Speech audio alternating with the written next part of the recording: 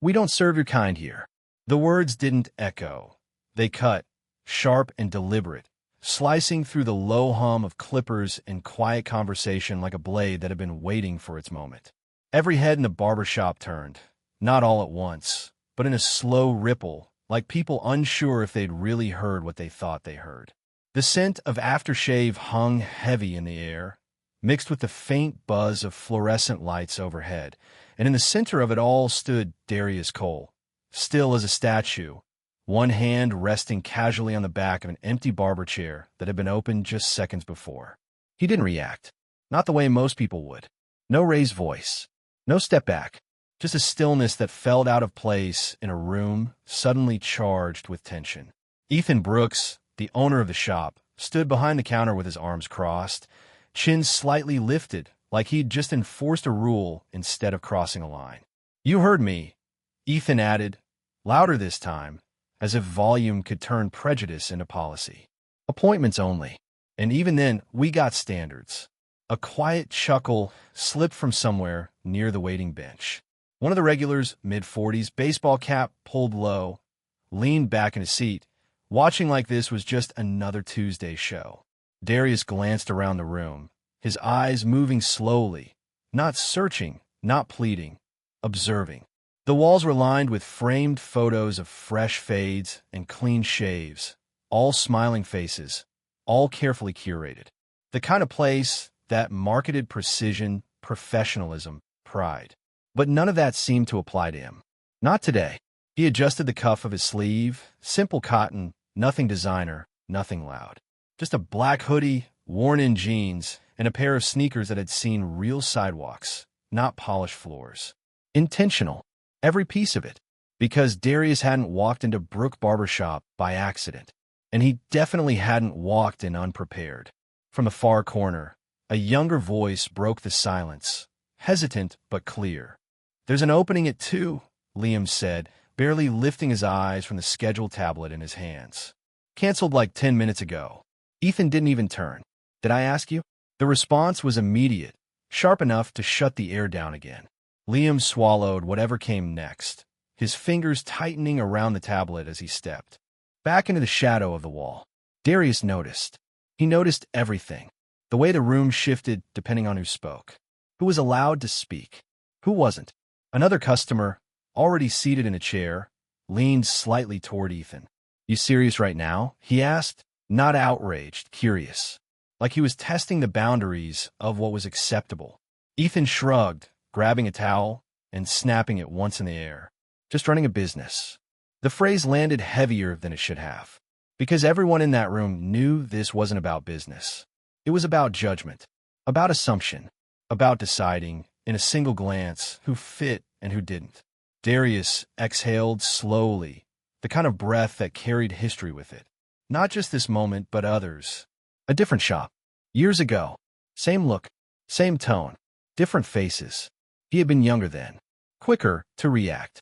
Quicker to prove. But time had a way of refining things. Sharpening them. Teaching patience in places where anger used to live. And right now, patience stood in the middle of that barbershop, calm and unmoving. "So that chair's not available?" Darius asked finally, his voice even controlled, the kind of tone that didn't ask for permission. It confirmed facts. Ethan looked him up and down again, slower this time, like he was doubling down on his decision. "Not for you." There it was. Clear, unfiltered. No excuses left to hide behind. A phone shifted somewhere in the background. Subtle, almost unnoticeable. But Darius caught it, the reflection of a screen lifting just slightly, angled toward him. Someone was watching closer now. Recording, maybe, or just paying attention. Either way, the room had changed. Darius nodded once, like he'd just received exactly the answer he expected. "No surprise. No disappointment." Just confirmation. His hand slipped into his pocket, fingers brushing against his phone, but he didn't take it out yet. Not immediately. Timing mattered. Everything about this moment was timing. Ethan turned away, already signaling the next customer forward like the situation had been resolved. Like Darius was no longer part of the equation. But that was the mistake. Because Darius didn't leave. He didn't argue. He didn't raise his voice. He simply stepped to the side, out of the direct path, and leaned lightly against the wall, eyes still scanning, still calculating. The kind of stillness that didn't mean surrender. It meant something else entirely. Something quieter. Something heavier. And in that quiet, in that charged, watchful silence, something had already begun. Not loud, not visible, but inevitable. The clipper started up again, but the rhythm was off now, uneven, like the room itself had lost its balance and was trying to pretend otherwise. Darius stayed where he was, shoulder resting lightly against the wall, his posture relaxed in a way that felt almost deliberate, like he had chosen that exact spot for a reason no one else understood yet. He watched Ethan move from station to station, greeting the next customer with an ease that had not existed moments earlier, a casual tone returning as if nothing had happened, as if the line he crossed had simply vanished into the air. But had not. It lingered, thick and unspoken, settling into the corners of the shop, into the glances exchanged between customers, into the quiet hesitation of the apprentice who kept looking down at the tablet like it held more truth than he was allowed to say out loud. Darius noticed the small details, the kind most people overlooked. The sanitation jar sitting half empty on the counter, its lid not fully sealed. The license framed on the wall, slightly tilted, the expiration date just barely visible for where he stood. The stack of appointment cards by the register, some filled in, others blank, inconsistent, like a system that relied more on memory than accountability. He let his eyes move slowly, taking it all in, not with judgment, but with precision. This was not frustration. This was assessment. Across the room, a woman sitting near the front window shifted in her seat, her phone now clearly angled upward, her thumb hovering over the screen like she was deciding whether to press record or pretend this was none of her business. Her eyes met Darius for a brief second, and something passed between them. Not words, not even agreement, just recognition. She had seen enough to know something was wrong. She had not yet decided what to do about it. Ethan, meanwhile, kept talking, louder than necessary, his voice filling the space with forced normalcy. "Clean lines matter," he said to the man in his chair, snipping with quick, practiced movements. "You want to look sharp, you come here." The customer nodded, but his attention drifted, his eyes flicking toward Darius and then away again, like he was trying to reconcile what he had just witnessed with the service he was receiving. It did not quite add up. Darius shifted his weight slightly, reaching into his pocket and pulling out his phone this time, but not in a way that drew attention. His movements were slow, almost absent-minded, like someone checking the time. The screen lit up briefly, reflecting in his eyes, and then his thumb moved once, a single motion, precise and controlled. No call, no message that anyone could hear, just a silent action that disappeared as quickly as it appeared. He slipped the phone back into his pocket and returned to stillness. Across the shop, Liam watched that moment, even if he did not fully understand it. There was something about the way Darius carried himself that did not match the situation. People who were turned away usually left, or argued, or at least demanded an explanation. They did not stay. They did not observe. They did not move like they had already decided the outcome. Liam glanced toward Ethan, then back at the schedule, then finally back at Darius, his brow tightening slightly, as if a question was forming that he did not yet have the courage to ask. The door chimed softly as someone else entered, bringing in a brief gust of warm afternoon air from the street outside. The new customer paused just inside, taking in the room, sensing the tension that had not fully dissolved, then stepped forward cautiously, as if walking into a space where the rules had just changed but no one had explained how.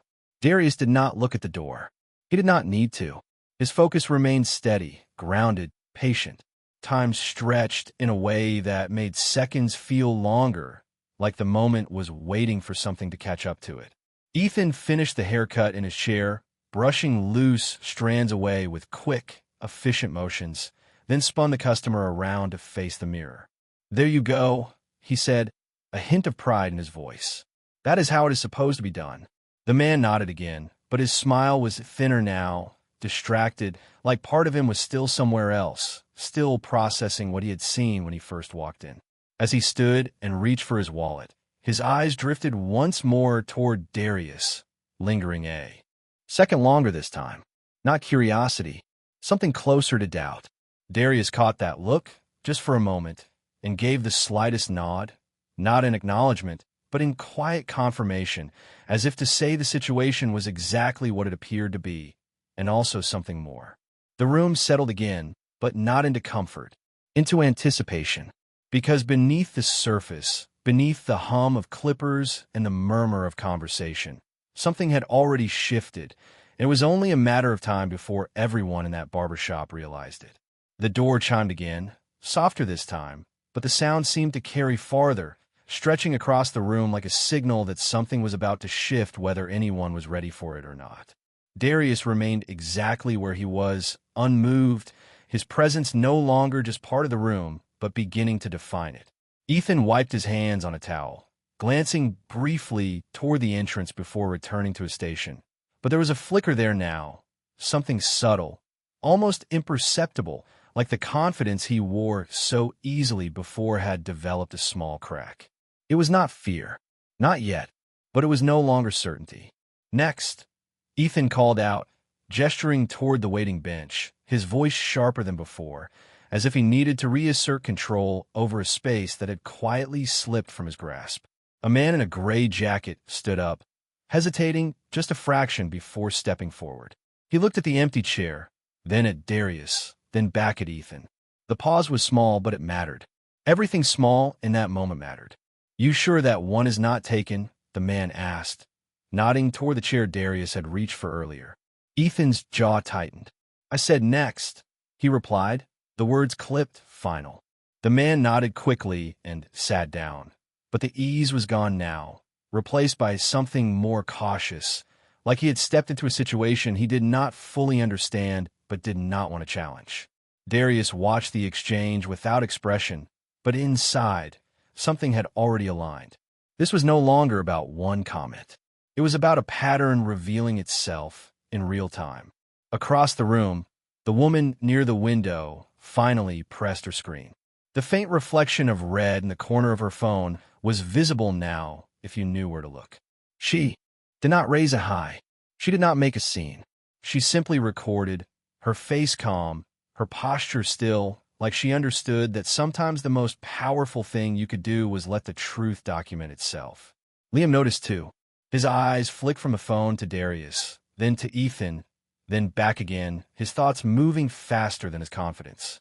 He stepped forward slightly, lowering his voice as he spoke to Ethan. "We could just fit him in," he said, careful, measured. "It would take like 15 minutes. Ethan did not turn this time. "Do your job," he said flatly. The words were not loud, but they landed harder than anything else in the room. Liam stepped back again, the distance between what was right and what was allowed widening with every second. Darius shifted his stance just slightly, uncrossing his arms, letting them fall naturally at his sides.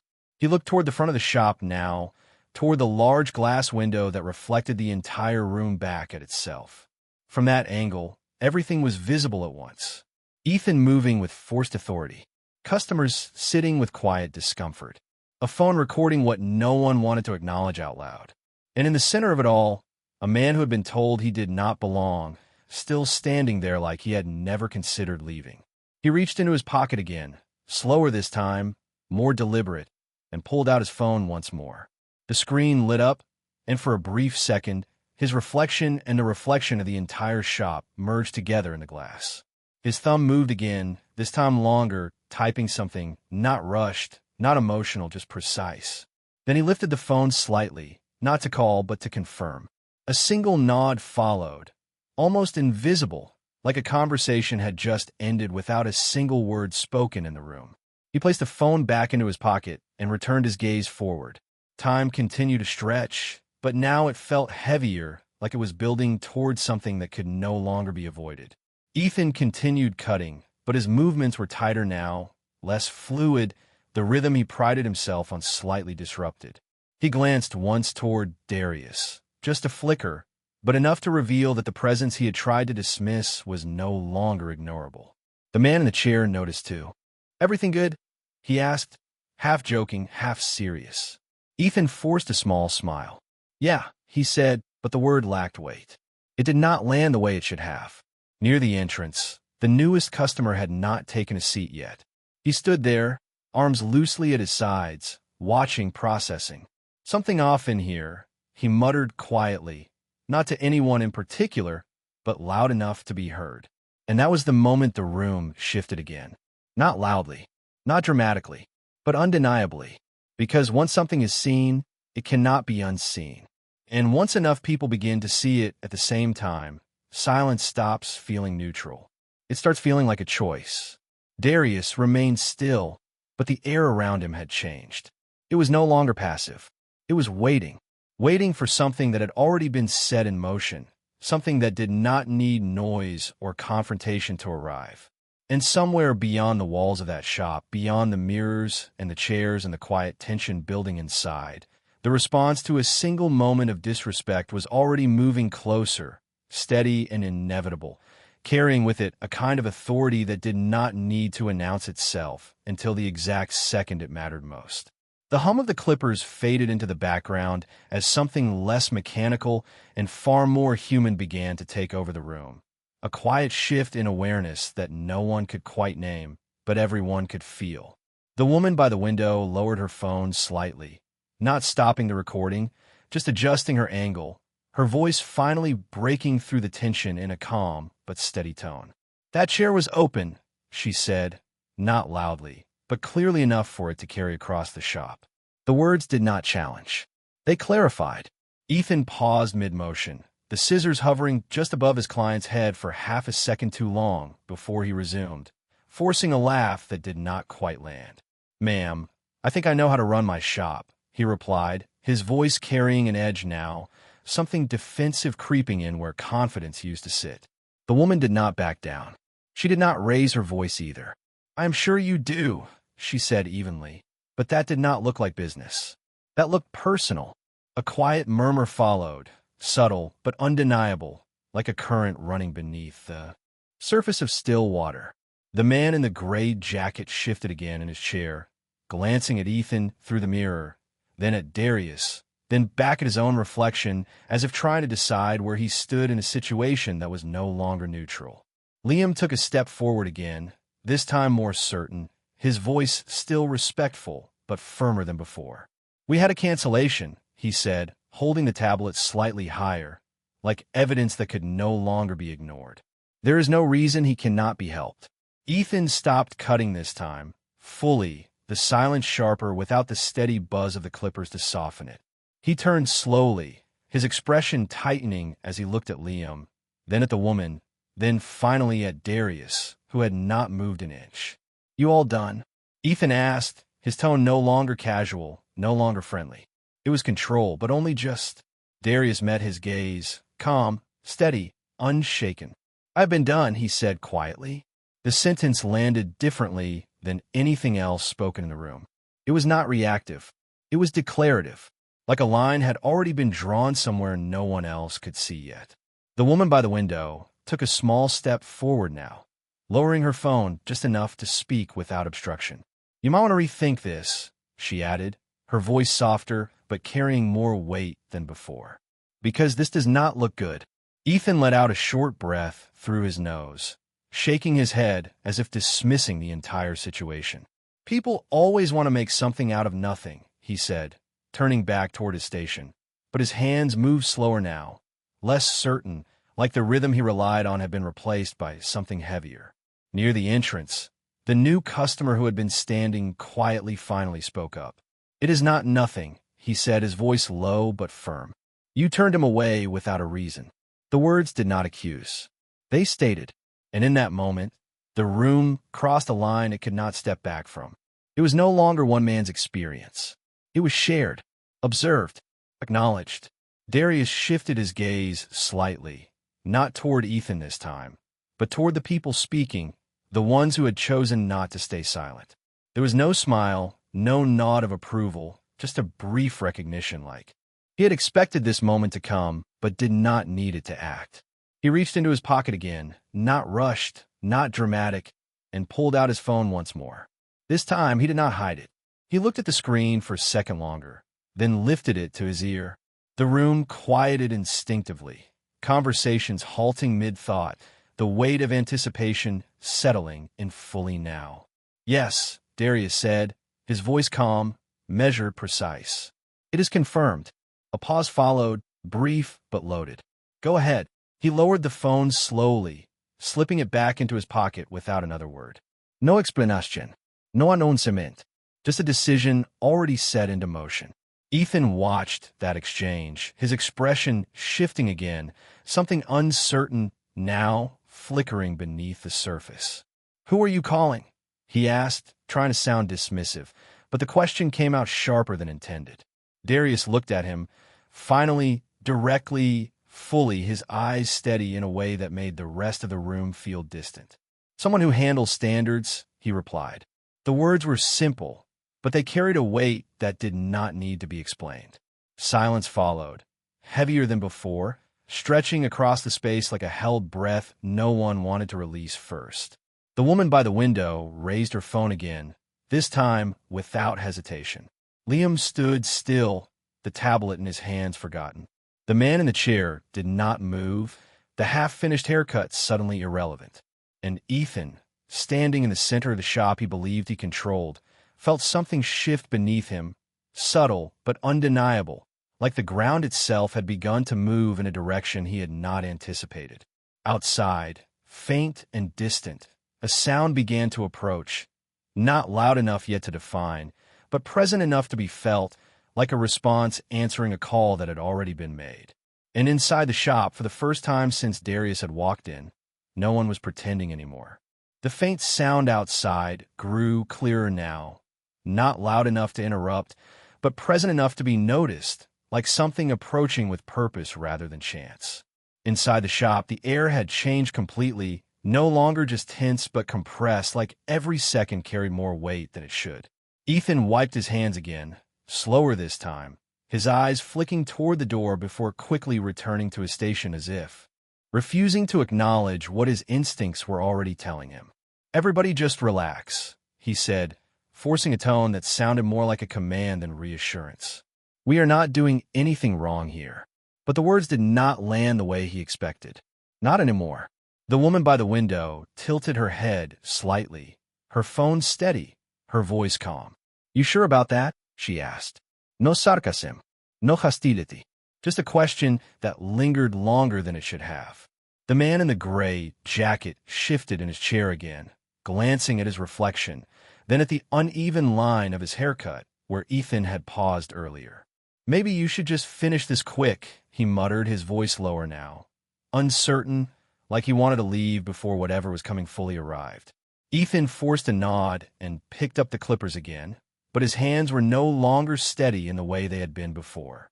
The rhythm was off, each movement slightly delayed, slightly heavier, like his focus was split between the task in front of him and the pressure building behind him.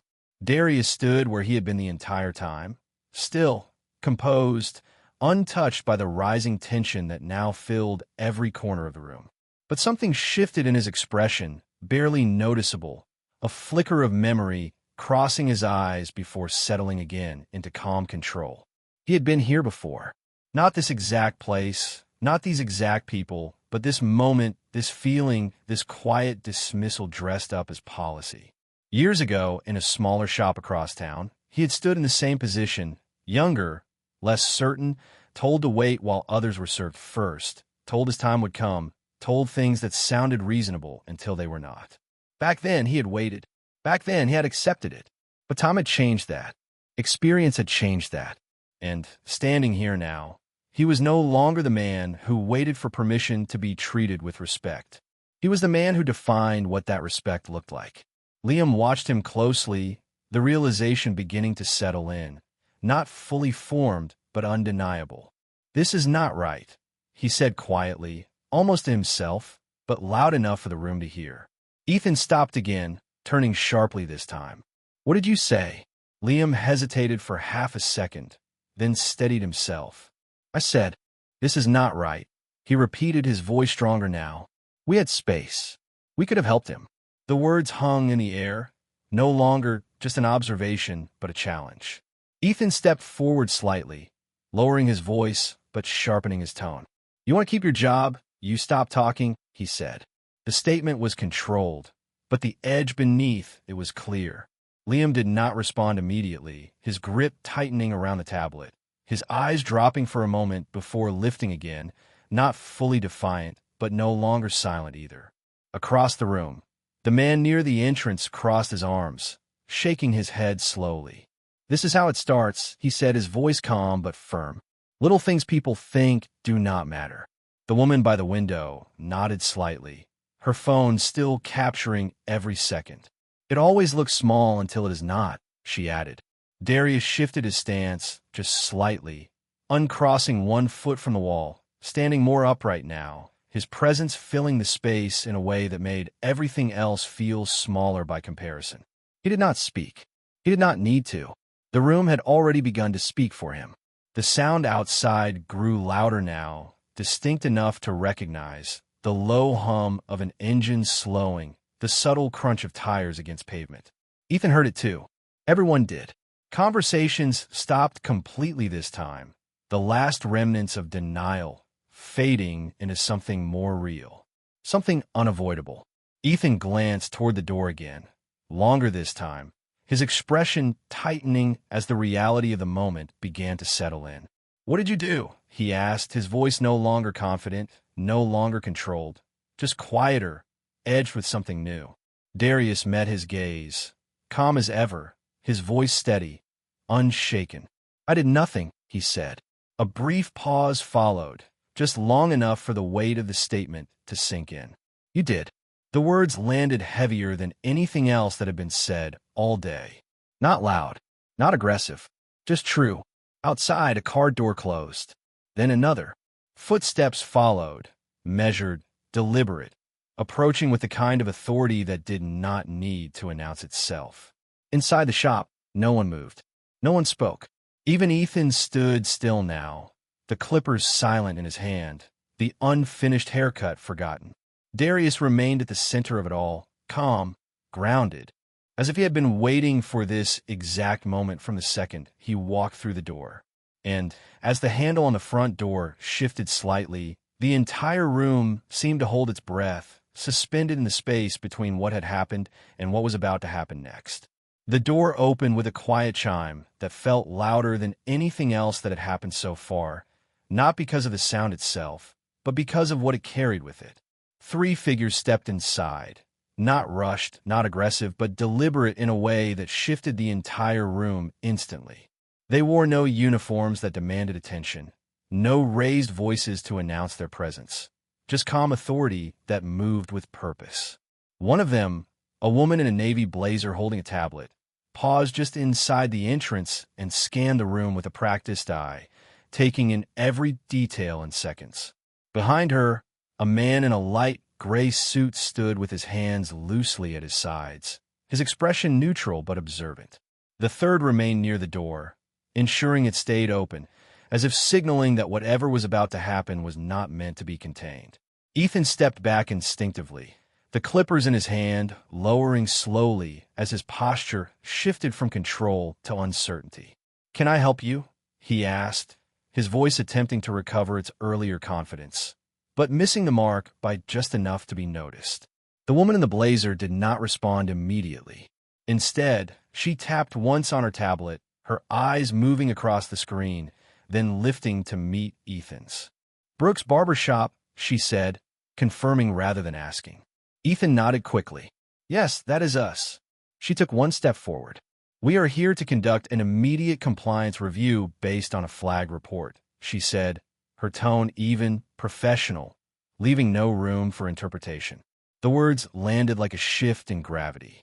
The man in the gray jacket stood up from his chair completely now, brushing loose hair from his shoulders as if the haircut no longer mattered. The woman by the window did not lower her phone. Liam froze in place, the tablet in his hands suddenly feeling heavier than before. And Darius remained still, exactly where he had been, as if nothing about this moment surprised him. Ethan blinked, once then again his mind catching up to what he was hearing. "A compliance review?" he repeated, his voice tighter now. "There has to be some mistake. We have been operating here for years." The man in the gray suit stepped forward slightly, his gaze moving across the room, pausing briefly on the sanitation station, the license on the wall, the tools laid out on the counter. "That is exactly why we are here," he said calmly. "Routine and reported concerns." The woman in the blazer moved further inside, her attention shifting with precision, noting details that had gone unnoticed by everyone else until now. "We will need to verify licensing, sanitation procedures, and operational compliance," she continued. "Please do not interrupt the process." Ethan opened his mouth as if to respond, then closed it again, the words no longer coming as easily as before. He glanced around the room, searching for something familiar, something stable, but the environment he had controlled minutes ago now felt foreign. "Who reported this?" he asked finally, the question slipping out before he could stop it. The woman did not answer. She did not need to. Her focus had already moved on, her tablet updating with each step she took. Across the room, the man near the entrance let out a quiet breath. "That was fast," he murmured, more to himself than anyone else. The woman by the window nodded slightly, her voice low but steady. "Truth does not take long when it is already visible." Liam shifted his weight, his eyes moving between Darius and the inspectors, the connection forming more clearly now. He looked at Darius again, really looked this time, not as a customer, not as a stranger, but as someone who had walked into this moment with intention.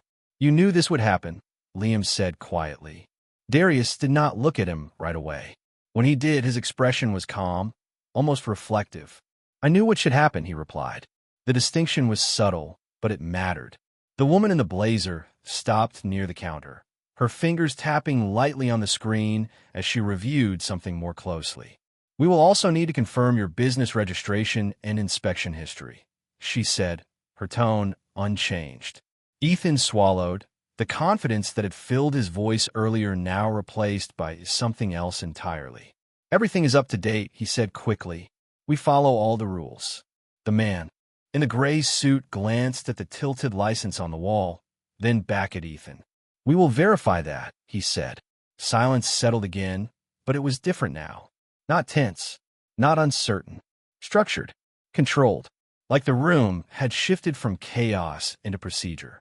And in the center of it all, Darius stood without speaking, without moving, his presence no longer questioned, no longer dismissed. It was understood, not fully by everyone yet, but enough. The power dynamic had changed, not through volume, not through confrontation, but through something far more precise. And as the inspectors continued their work, moving methodically through the shop, one detail at a time, the reality of the situation became impossible to ignore. This was no longer about a haircut. It was about standards. And for the first time since the day began, those standards were no longer being decided by the man behind the chair. The movement inside the shop slowed to a near standstill as the inspection unfolded with quiet precision, each second stretching longer than the last. The woman in the navy blazer paused again, her eyes narrowing slightly as she reviewed something on her tablet, then lifting her gaze toward the wall where the business license hung, tilted just enough to suggest neglect rather than pride. She stepped closer, reading the fine print, her expression unchanged, but the subtle shift in her posture spoke louder than any reaction. "This license," she said calmly, "expired 3 months ago." The words did not echo, but they landed with the weight of finality. Ethan blinked, his mouth opening slightly before closing again, the response he had prepared no longer fitting the situation. That has to be wrong," he said, his voice no longer steady. "We renewed it." "I know we did." The man in the gray suit stepped forward, glancing at the document himself before looking back at Ethan. "Renewal requires confirmation," he said evenly. "We do not see that on record." A quiet murmur spread through the room, not loud, but enough to shift the atmosphere further, turning uncertainty into realization. The woman by the window adjusted her stance, her phone still recording, her voice low but clear. "That is not a small detail," she said. Liam swallowed, his grip tightening around the tablet again as he looked toward Ethan, then back at the inspectors, the reality settling in deeper now. "We thought everything was updated," he said quietly, more to himself than anyone else. The woman in the blazer moved to the sanitation station next, lifting the lid of the jar slightly, her eyes scanning its contents before closing it again with controlled precision. "Improper sanitation levels," she noted, her tone unchanged, each word measured, documented. The man in the gray suit walked along the counter, observing the tools laid out, pausing at a drawer that did not fully close, then glancing back toward Ethan. "Operational inconsistencies," he added. Each statement built on the last, not dramatic, not emotional, but undeniable. Darius stood still, watching, not with satisfaction, not with anger, but with a quiet clarity that made the moment feel inevitable rather than surprising. He had not needed to say anything. The system was speaking now. Ethan took a step forward, his hands lifting slightly as if trying to hold the moment in place. "Look, we can fix this," he said quickly, his voice carrying a strain that had not been there before. "If something is off, we will correct it. There is no reason to escalate this." The woman in the blazer looked at him for the first time with something that resembled acknowledgement, but not agreement. "Compliance is not reactive," she said. "It is maintained." The words settled into the room like a line that could not be crossed back over. The man in the gray jacket, now fully standing near the chair, let out a slow breath. "So what happens now?" he asked, his voice cautious. The man in the gray suit turned slightly, addressing the room without raising his voice. "We complete the review," he said. "Then we proceed based on findings." The simplicity of the statement carried more weight than any explanation could have.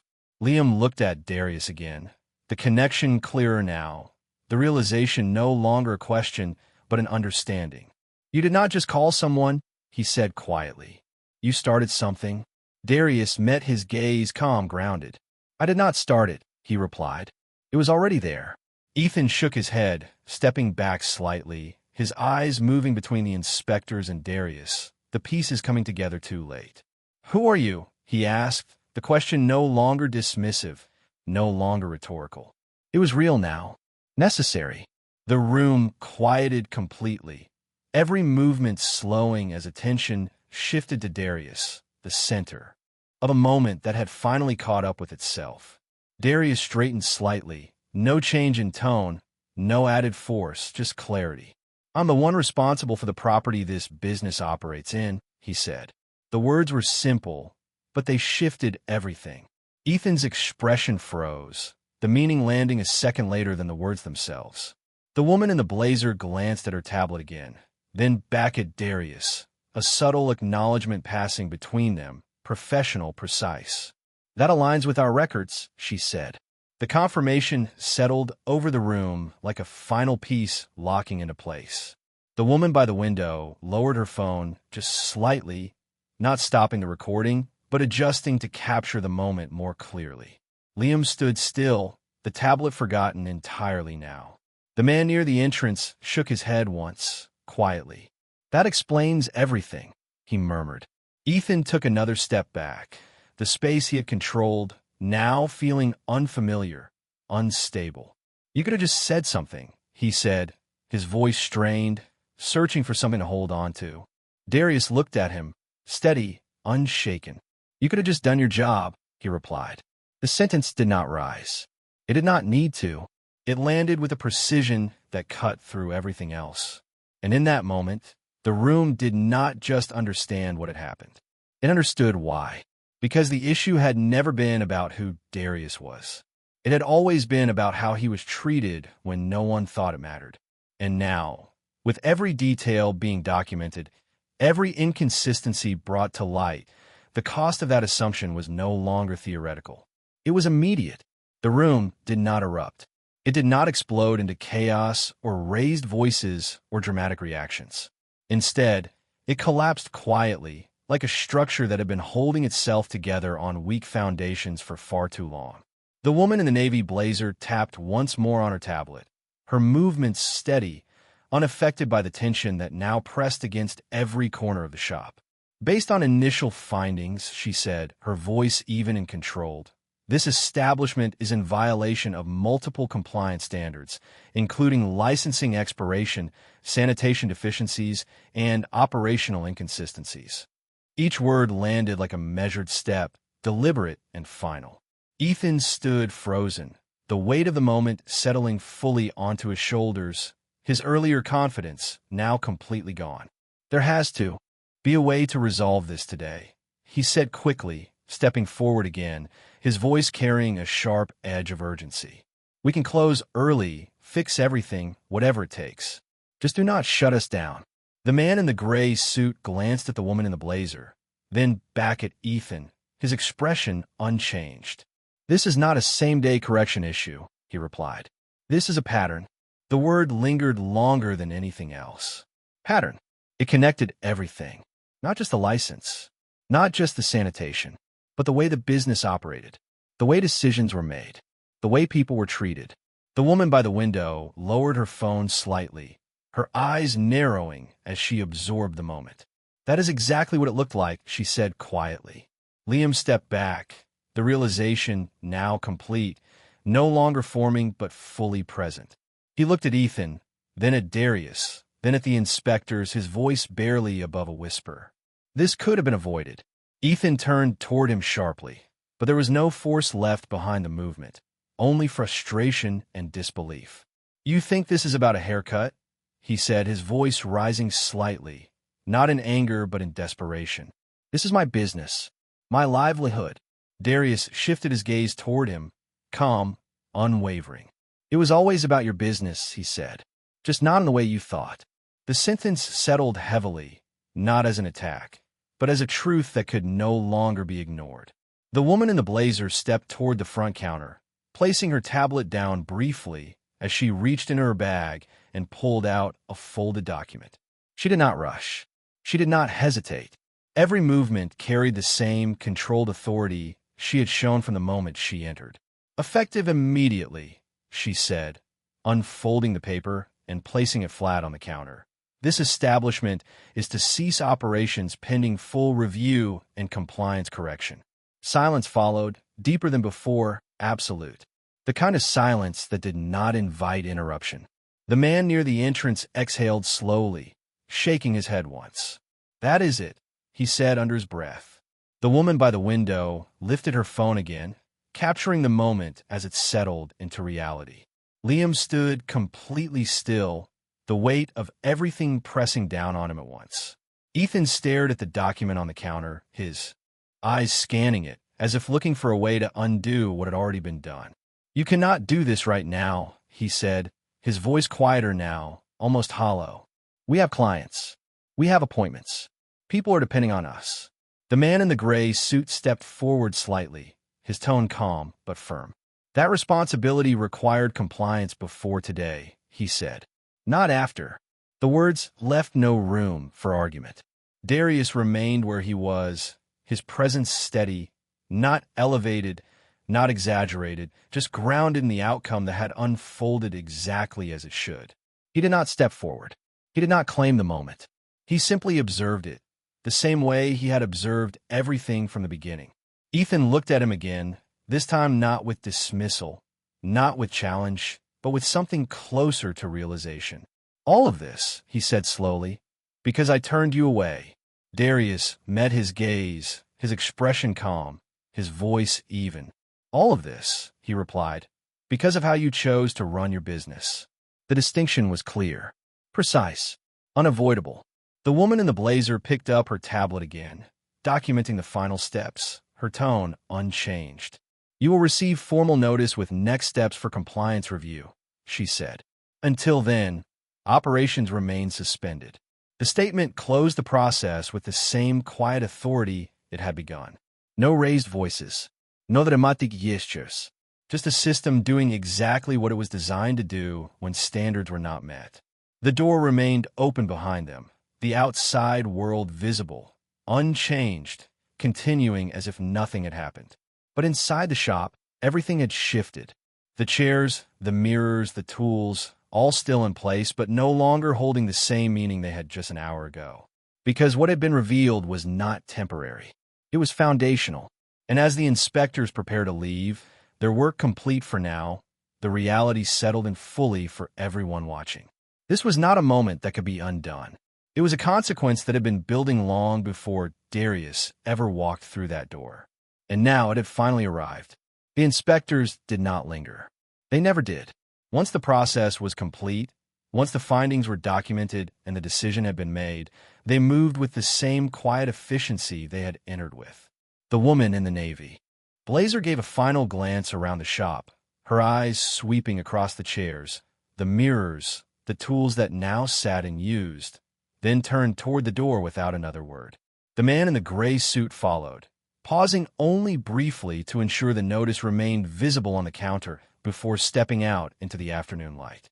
The third figure held the door open just long enough for them to exit, then let it close gently behind them. The soft click of the latch sounded louder than anything else in the room. And just like that, the authority that had filled the space was gone, leaving behind a silence that felt heavier than before. No one moved at first. The clippers were still. The chairs remained half-turned. The unfinished haircut sat as a quiet reminder of a moment interrupted, no longer relevant. Ethan stood behind the counter, staring at the paper that now defined the immediate future of his business. His posture no longer upright, no longer controlled, but weighed down by the reality he could not reverse. Liam remained near the wall, the tablet still in his hands, but forgotten, his eyes fixed on the floor as if trying to process everything that had just unfolded in front of him. The woman by the window finally lowered her phone completely, her expression shifting from focus to reflection, the moment no longer something to capture, but something to understand. The man in the gray jacket ran a hand over his hair, uneven and unfinished, letting out a quiet breath that carried more than just inconvenience. Well, he said softly, almost to himself, that escalated fast. No one laughed, because it had not escalated. It had revealed. Darius stepped away from the wall for the first time since he had entered, his movements slow, deliberate, not to take control of the space, but to move through it with purpose now that everything had settled. He walked toward the counter, stopping just short of where Ethan stood, the distance between them no longer defined by tension, but by understanding. Ethan did not look up immediately. When he finally did, his expression had changed completely. The certainty was gone. The dismissal was gone. What remained was something quieter, something closer to recognition, but weighed down by consequence. "I did not know," Ethan said, his voice low, almost searching for something that might still make sense of the situation. Darius held his gaze, steady, calm, unshaken. "You did not need to," he replied. The answer came without hesitation, without anger, just clarity. Because that had always been the point. The room listened, even in silence. Liam looked up slightly. The woman by the window shifted her stance. The man near the entrance remained still. They were not just hearing the words. They were understanding them. Darius glanced briefly around the shop, taking in the space one last time, not as a customer, not as someone seeking service, but as someone who had seen exactly what he needed to see. "Respect is not something you give based on who you think someone is," he said, his voice calm, but carrying through the room with quiet authority. "It is something you show because of who you are." The words settled into the space, filling the silence with meaning that did not need to be explained further. Ethan lowered his gaze again, the weight of that statement landing deeper than anything else that had happened. There was no argument left, no defense, only reflection. Darius took a small step back, turning slightly toward the door, the outcome no longer something he needed to stay for.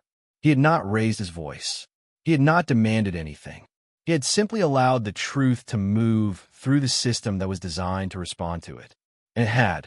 As he reached the door, he paused for just a moment, his hand resting lightly on the handle, not looking back immediately, but giving the room a final second to settle into what it had become. Then he turned his head slightly, his voice steady, final. "You did not lose your shop today," he said. "You revealed how you were running it."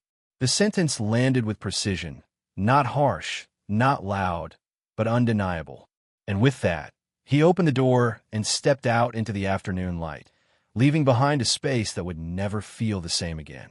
Inside, no one spoke, not because there was nothing to say, but because everything that mattered had already been said. And for the first time since the day began, the silence in the room was not tension. It was understanding.